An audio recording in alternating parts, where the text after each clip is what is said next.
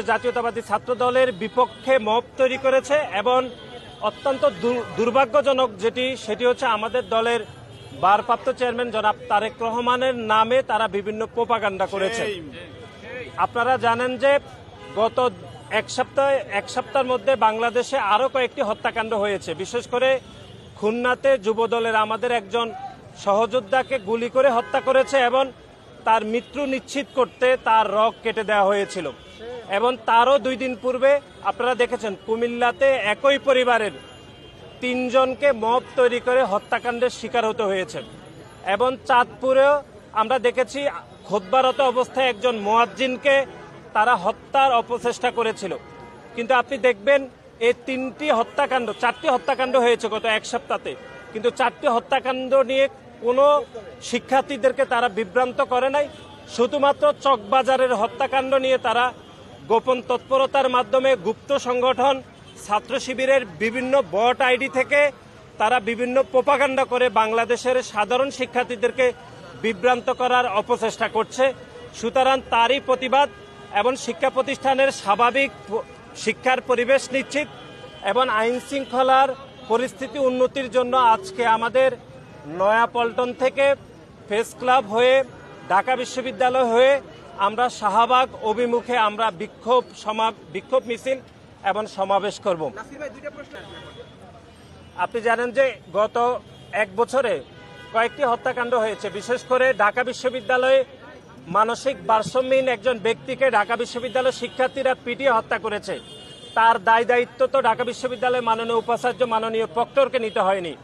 আমরা দেখেছি ঢাকা বিশ্ববিদ্যালয়ের সংলগ্ন এলাকাতে ঢাকা বিশ্ববিদ্যালয়ের মেধাবী শিক্ষার্থী শাহরিয়ার আলম সাম্যকে হত্যা করা হয়েছে।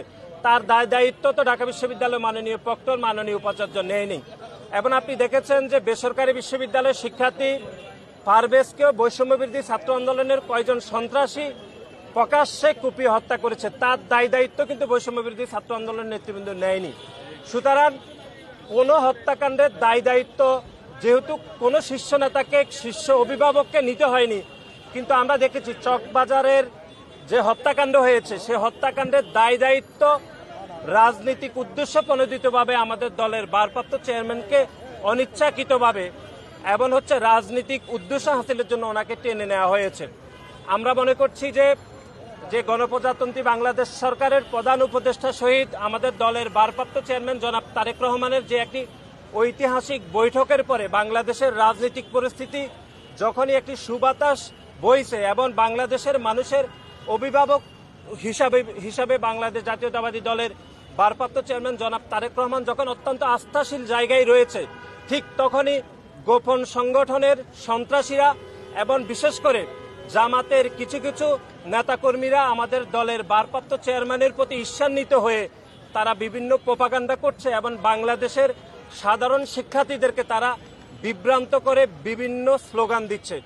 আমরা মনে করছি যে খুলনার ঘটনা নিয়ে তো সাধারণ শিক্ষার্থীরা কোনো স্লোগান দেয়নি, কুমিল্লার হত্যাকাণ্ড নিয়ে তো কোনো স্লোগান দেয়নি।